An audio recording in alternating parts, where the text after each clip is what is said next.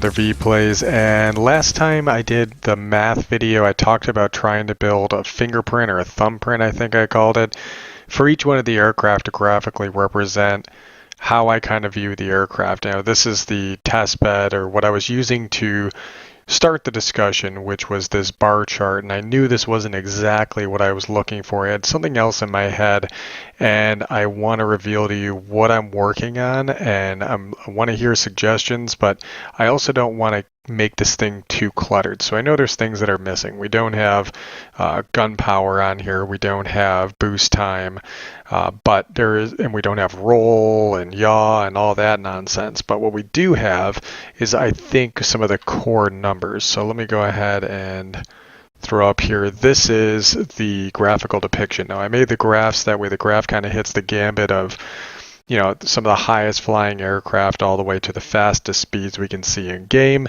All of this is in miles per hour. I don't think it would be too difficult to create a metric conversion of this, but I'd like to start the discussion now to know it's even worth the effort.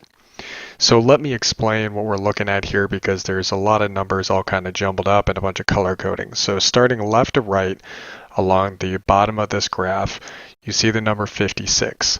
That's representing the stall speed of the aircraft. All right, that's the minimum speed you go before the thing falls out of the sky. From there, we get up to 206. 206, that is going to mark the beginning of that green block at the bottom. That is your cruise speed, okay? Then from there, you get to 317. That's your max boost speed. And then it starts to taper down on this red wedge here, indicating the 385, which is max dive speed. So we're getting all the speeds mixed out here on the bottom. Now, since you're probably going to want to be operating between your cruise speed and your boost speed, you're going to be somewhere in between here. Then moving up from this point, going straight up, we're starting to look at those altitude stacks. So we see this 2,625 feet. That is going to be your maximum optimal altitude. Okay, once you get above here, Wargaming tells us you're going to start losing engine power from that point on.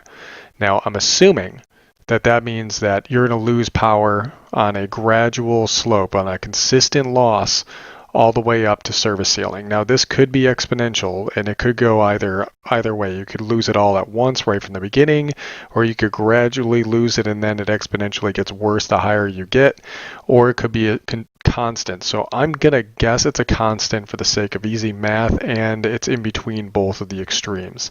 So assuming a continual power loss up to service ceiling, which is 9,186 feet for this aircraft, rough math, that's going to put you at around 6,200 feet is where you're going to hit about 50% engine power. I think that's an easier mark to remember, is the 50% engine power mark, and then you kind of have an idea in your head of, ooh, when I get up to about that height, I'm pretty much going to be out of power.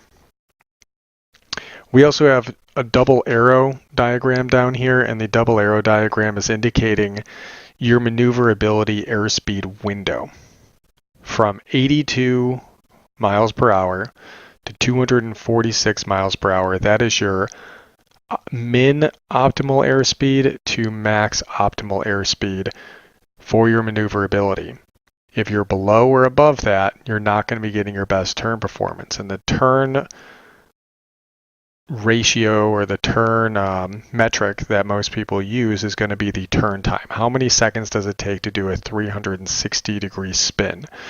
Because a lot of times you get into those circle-circle fights and you're wondering, can I take this guy in a circle-circle given a long enough timeline?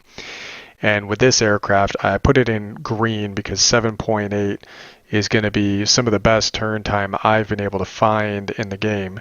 There might be something else out there, but that's what I have in my inventory. Is this aircraft at 7.8 is pretty stellar.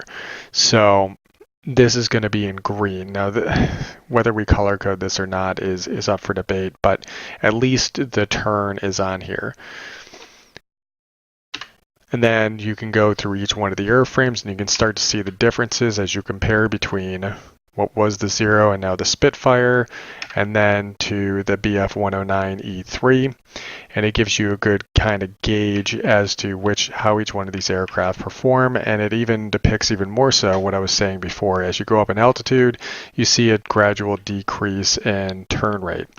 And then when we look at the three of these side by side, I think you kind of can make a much easier comparison between each one of these, and having this available for a multitude of different airframes will allow you to kind of get a better way to, sit here and do armchair quarterbacking and do kind of stack comparisons from airframe to airframe.